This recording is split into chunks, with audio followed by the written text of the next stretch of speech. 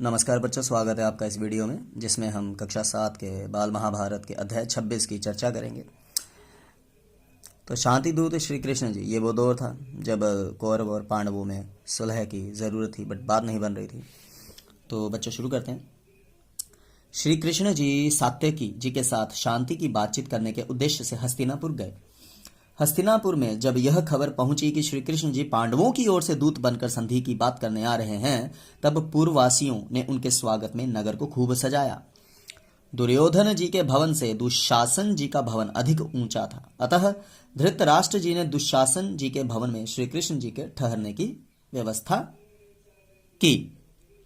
श्री कृष्ण जी सबसे पहले धृतराष्ट्र जी के भवन में गए, फिर उनसे विदा लेकर विदुर जी के पास गए। कुंती वहीं पर श्री कृष्ण जी की प्रतीक्षा में बैठी थी। श्री कृष्ण जी को देखते ही कुंती जी को अपने पुत्रों की याद आई। श्री कृष्ण जी ने कुंती जी को समझाया और फिर वे दुर्योधन के भवन में गए। दुर्योधन जी ने उनका शानदार स्वागत किया और उनको भोजन का न्योता दिया। श्री कृष्ण जी ने दुर्योधन जी से कहा, राजन, जिस उद्देश्य से मैं यहाँ आया हूँ वह पूरा हुए बिना भोजन का न्योता देना उचित नहीं है। ऐसा कहकर श्री कृष्ण जी विदुर जी के पास चले गए। वहीं पर उन्होंने भोजन और विश्राम किया।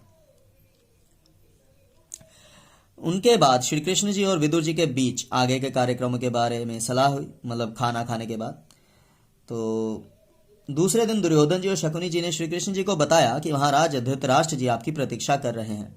श्री कृष्ण जी विदुर जी के साथ धृतराष्ट्र जी के भवन में गए और बड़ों को प्रणाम करके आसन पर बैठ गए।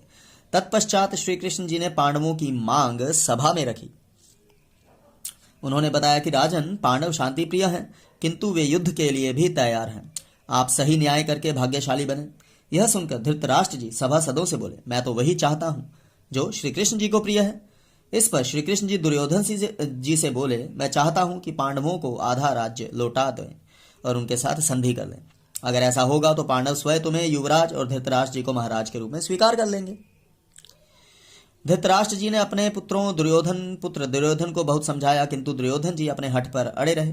दुर्योधन जी बार बार अपने आप को निर्दोष साबित करना चाहते थे। उनकी इस बात पर श्री कृष्ण जी को हंसी आ गई।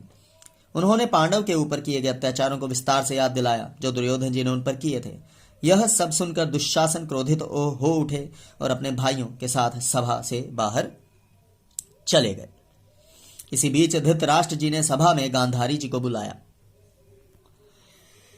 दुर्योधन जी को फिर से सभा में बुलाया गया। गांधारी जी ने उन्हें कई तरह से समझाने की कोशिश की, किंतु उन्होंने मां की एक बात भी नहीं सुनी और पुनः सभा से बाहर निकल गए। बाहर जाकर दुर्योधन जी अपने साथियों से मिलकर राजदूत कृष्ण जी को पकड़ने का षड्यंत्र रचने लगे। देखिए,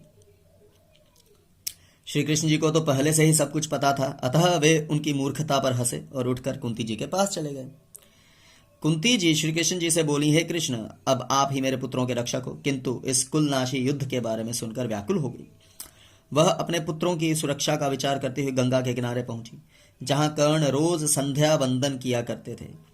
कर्ण जी ने जब कुंती जी को देखा तो शिष्टता पूर्वक अभिवादन करके कहा, आज्ञा दीजिए मां, मैं आपकी क्या सेवा करूं।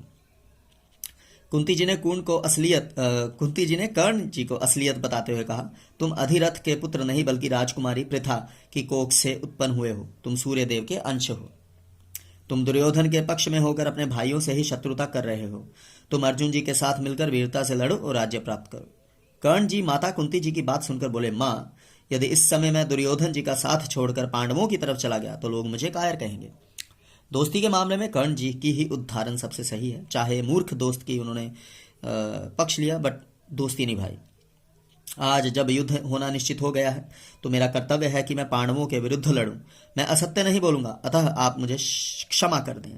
लेकिन माँ, हाँ, मैं आपकी बात को भी एकदम व्यर्थ नहीं जाने दूंगा। मैं आपको वचन देता हूं कि अर्जुन को छोड़कर किसी पांडव के प्राण नहीं लूंगा। युद्ध में या तो अर्जुन मारा जाएगा या मैं मारा जाऊंगा। आपके 5 पुत्र हर हालत में रहेंगे, अतः आप चिंता ना करें। कितनी प्यारी बात कही।